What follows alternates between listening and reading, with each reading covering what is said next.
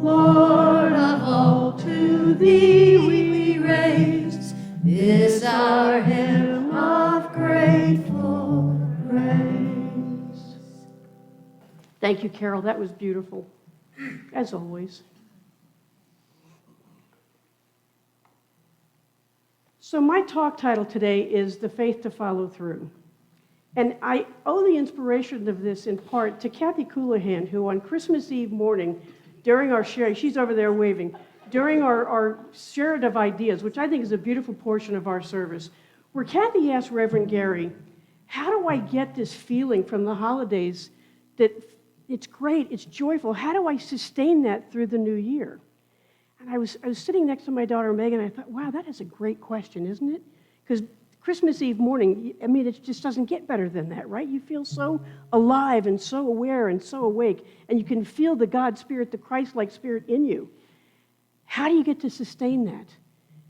So I looked at my daughter and I said, well, that's a great talk, isn't it? So that's part of where this came from. And it made me think about it because, you know, going into 2024, I don't think any of us would disagree. This is a year that can be somewhat fraught with discord and discontent, with everything that's going on across the world and within our own country. So how do we sustain that feeling? How do we get that to keep going throughout the year? So I thought about the Advent wreath that we were working with. And Reverend Gary that night, or that morning, lit the last candle. You know, Advent starts with the first week, and the candle is faith and hope, right? And then you move to peace, and then to love, and then to joy. And I thought about that Advent wreath. It reminds me of this little Christmas tree I have with tea lights. When you light the candles around that Christ-like consciousness, or the candles around that tree, the heat from it causes a vortex of energy, and it starts to spin. And that's kind of what that spirit is like during the holidays. We light those candles of the Advent wreath, and next you know, there's a vortex of energy going around and through us. And it feels wonderful, and it brings us joy. But then, what do we do to keep it going? Well, I don't think Advent starts with faith by accident. Faith and hope was the first candle we lit, and that's what Reverend Gary spoke to that Sunday. But it begs the question, what does faith mean? I would get as many answers probably as I have people sitting in this congregation this morning. You know, I'm a little bit of a word geek, so I look up things in the dictionary or in the thesaurus. And you look up faith in the dictionary, it'll tell you it's the religious tenet that you subscribe to, or the religious beliefs that you have. Or on a more secular level, faith is having complete and utter trust and confidence in someone. Okay, I can buy that. I can get that. That makes sense. I come from the Centers for Spiritual Living. That was my teaching and training for many, many years. And Ernest Holmes, who was the founder of religious science that evolved into Centers for Spiritual Living, said this about faith. Faith is a mental attitude that is so convinced of its own idea, which so completely accepts it, that any contradiction is unthinkable and impossible. Now, I can really get on board with something that's a mental attitude because I think that I, for the most part, can control my mental attitudes. Do you agree? You know, I'm the one that sets the tone when I get up in the morning. I can get up and say, oh my God, it's going to be a hell of a day. Or I can get up and say, oh my God, thanks for the day. That's my mental attitude, and I control that. So the idea of having faith as a mental attitude, well, I can get on board with that. Because I really believe that faith, while it seems elusive and sometimes a little mysterious to others, I think faith is a mental attitude I can get on board with, and I think it will take us through everything. But faith has to be accompanied by hope and joy. And I always want my faith to take me on that journey through to joy. That's critical for me. Tomorrow we honor the Reverend Dr. Martin Luther King Jr., who by far was one of the best highest civil rights leaders in our nation, as well as a spiritual leader. We're all familiar with I have a dream speech, but this is one of my favorite quotes he has on faith. Faith is taking the first step even when you don't see the whole staircase. It's a very practical metaphor for life, really, truly. And I think about things, and when I'm preparing for these talks, I think about people. Cynthia Smith, you came to mind. Last year, Cynthia shared with us she'd given up her old job, and she was stepping out in faith, taking that first step, which is a courageous thing to do. This isn't something for the faint of heart. Faith takes courage. She took that step and started a new job in real estate. She didn't know what the rest of it was going to look like, but she knew in faith that she could do that, and she has. Each of us takes that step of faith more often than not, and we do it all the time. I take a step of faith when I come close to here, and I know it won't fall on my face. At least I hope it won't. I'm relying on Glenn's family to catch me if we do. But that's what faith really steps out in. Now, at the beginning of the year, many of us set New Year's resolutions, right? We have resolutions we set. I gave up resolutions years and years ago because I'm one of those 70% of people who by the 19th of January has blown the resolution out the window and it's no longer valid for me. But I did decide that I liked intentions. I love setting an intention. And at first, my intentions were, okay, like this year I said I'm going to try and eat less sugar. We went to Rite Aid yesterday. That just went to, But we're going to try and eat less sugar this year. So if I do that, and then on Wednesday I have a couple of Tootsie Rolls, I used to say, oh, that's okay, I'm going to start back again on Monday. Because Monday's a good day to start, right? Or, oh gosh, today's January 14th. I know, on February 1st, this is what I'm going to do. Because I love going out to those future dates. It's real easy for me to abide by those intentions. Well, I've finally reached a point in my life now where I can say, oh, I had sugar yesterday. But today, at this moment, I can reset my intention. And I can say with resolution and some robustness behind it, I'm going to cut out sugar now. I'm going to stop. I can start today in this moment now. I don't have to push things out to the future because this is the present moment that I'm working in. Now, we've got those resolutions, intentions, and some of us have dreams. Dreams that we want to put into action. Dreams we want to see come to fruition this year. Well, there's a beautiful woman, Mary Menon Morrissey, who's a New Thought spiritual leader, teacher, just this bright soul. I've had the absolute honor of working with her on a few occasions, and she's just brilliant. This is what Mary Morrissey says about dreams. You block your dream when you allow your fear to grow bigger than your faith. When you allow that fear to grow bigger than your faith. I've got a little bit of a personal example on this. I absolutely love sunrise. I'm a morning person. I love sunrise. It's like the birth of a brand new day, and when I see the sun break across the horizon, it just brings me such joy. I also happen to love hot air balloons. And we were living in Temecula Valley, which is in Southern California, just north of San Diego. And on the weekends, I would get up and I would watch the balloons launch over the lots of wineries there. And I'd watch the balloons launch. And the sky with the mountains in the background was just speckled with these bright colored balloons. And I always used to think, God, someday I want to row in a balloon ride. So in 2004, working for a good friend of ours, a dentist, and for my birthday, which is in December, Doug gifted me with a hot air balloon ride for two over the wineries in Temecula at sunrise. It's only one caveat. Big fear of heights. Big fear of heights. Not only do I have a fear of heights, but I'm not real fond of being in a confined space. Me and MRIs are not friends. Do not like being in a confined space. And if you've ever seen the baskets on the hot air balloons, they're not real big. And sometimes it's sectioned into four corners, and it was just big enough for Connie and I to be in that. So my birthday's in December. The certificate's good for 12 months. Go down to November of 2005. I finally decided that my faith had to be bigger than my fear because this was something that would be bringing me great joy. And we went on that balloon ride. And just recounting the story to you brings me joy because I didn't allow my dream to be blocked by fear. I allowed my faith to overcome that. And each of us has scenarios in our life, multiple I'm sure, where we can say, I let my faith become bigger than my fear. They're polar opposites, faith and fear. They're polar opposites. Once you get over your fear, you've got faith. So that's how we go about that. And it's a wonderful quote. And that brought me joy. So I really believe that one of the ways we sustain that feeling that we had through the holidays is by having that faith, allowing our faith to become bigger than our fear and step into joy. Because it was Jesus, the master teacher, who said in John 15:11, "These things have I spoken unto you, that my joy might remain in you, and that your joy might be full." That your joy might be full. And let's face it, joy is just one of the most wonderful things in the world. That's my wife, Connie, that's her favorite word. We have joy at Christmas time and wooden things and signs all over the house because that's our favorite word. So how do we sustain joy? How do we keep joy going? You know, we went to Green Market Days during the Christmas holidays, and I bought myself a gift. I bought a cutting board, just a simple little cutting board. But on the cutting board it says, I remember the days I prayed for all the things I have now. Yeah, that was so moving. I looked at Connie and Megan with tears in my eyes and said, I have to have this. I need this daily reminder. It's in my kitchen where I can see it. I remember the days I prayed for all the things I have now. You know, in San Diego, in Temecula, we had a beautiful congregation we were part of, and we came here and kind of floundered, and then we found Unity of New Braunfels. I'm grateful for the things I have now, my family.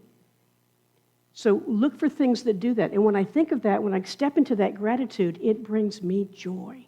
For me, gratitude and joy, they're hand in hand. You can't separate them. Because when I'm grateful for something, it brings me joy for the recognition and acknowledgement of what I have. Whether it was a gift, whether it was something I worked for, or whatever, it brings me joy that I have those things now. You know, in Temecula, we had this wonderful woman in our church. Joan, you so remind me of this woman. Her name is Ruth Levert. Ruth said, I want to live to be 100, and she did. And Ruth used to sit at the very back chair in the church, and she'd turn and greet every single person that came in with a smile on her face. So in honor of Ruth's 100th birthday, when she turned 100, Reverend Pat said, Ruth, today you get to be Reverend Ruth, and I'm going to give you 5 minutes on the platform with the microphone. Ruth was elated. She was just jumping with joy and excitement that she got to talk. And this probably goes back to somewhere around 2008, 2009. It's been that long ago.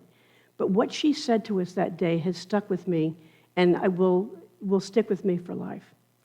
Ruth was Jewish, and as with Centers for Spiritual Living in here, it doesn't matter what your religious beliefs are or where you were raised, you're always welcome.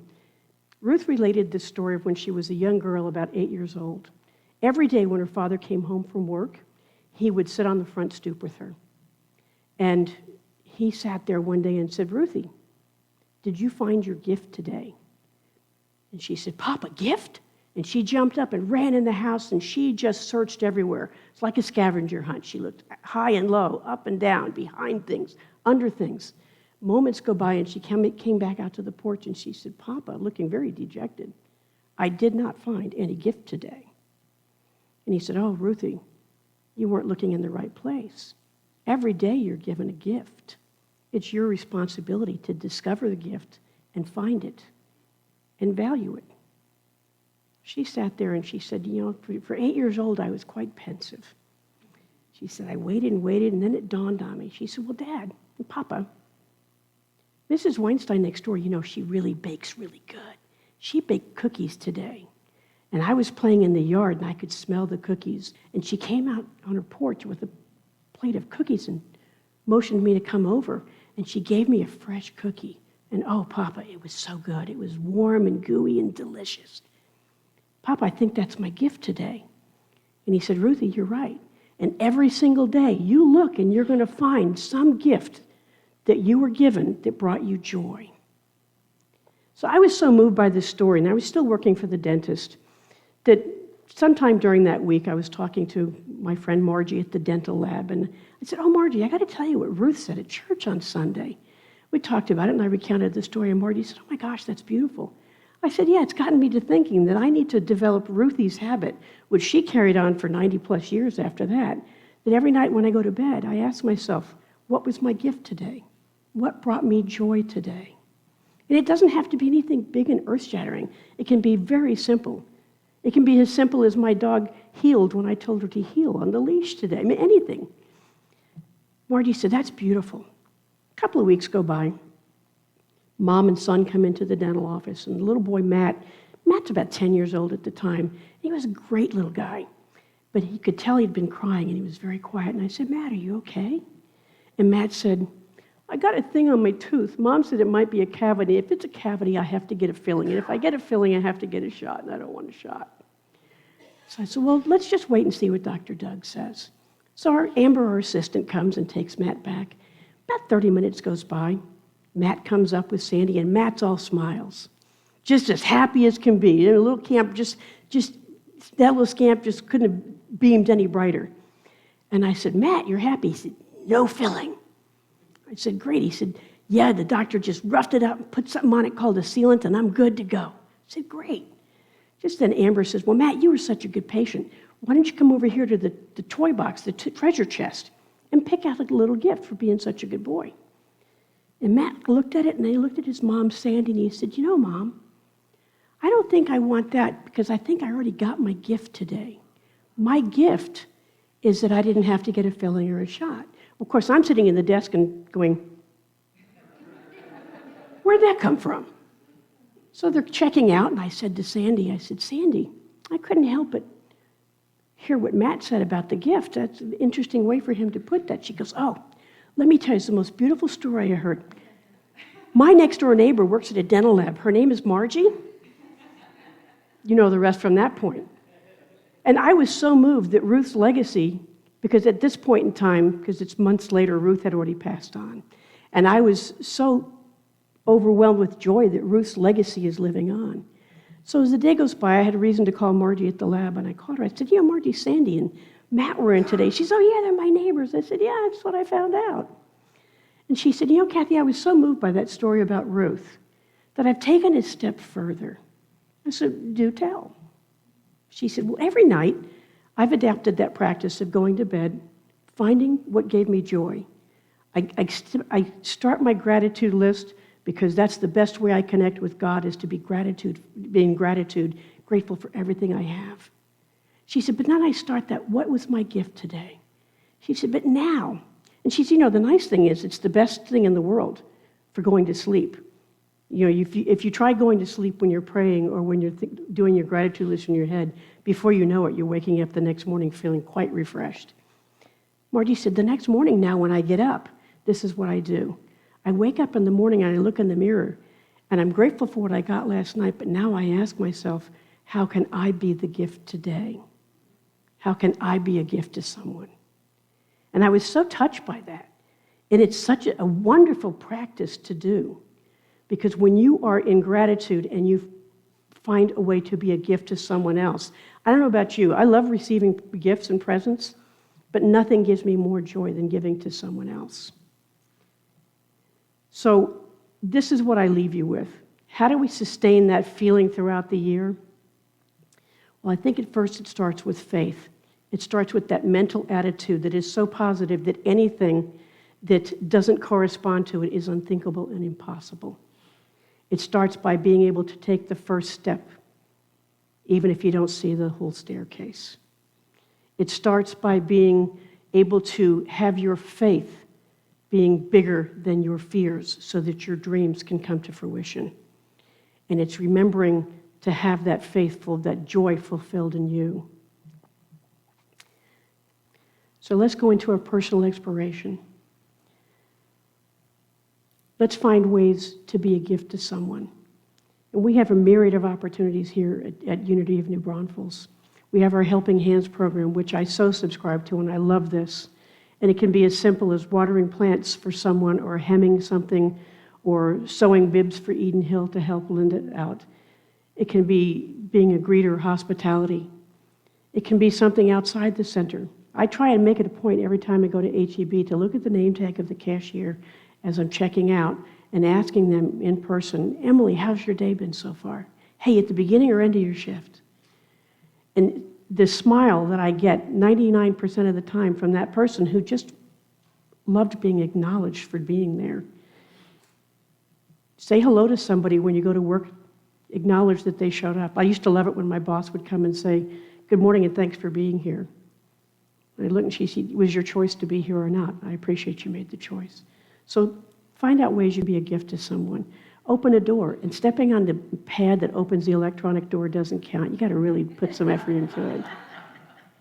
And I love the practice, the spiritual practice Reverend Gary started with us in November. Journal every morning. Pick 10 things that you love and write them down. And it can be the same 10 things day after day, but you're acknowledging that you still have those and you still love those or those people. And every night, write down the 10 things that you're grateful for. And again, it doesn't matter if it's the same thing. You're consciously putting it there that you're grateful, saying, thank you, God, for these things. And then lastly, each night ask yourself, what brought you joy today? What was your gift?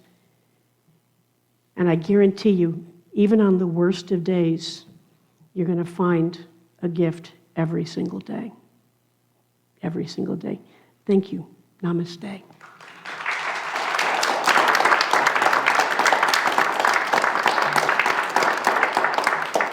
And now if you'll repeat the affirmation of the day with me 3 times. My faith always sees me through all challenges and opportunities. My faith always sees me through all challenges and opportunities. My faith always sees me through all challenges and opportunities.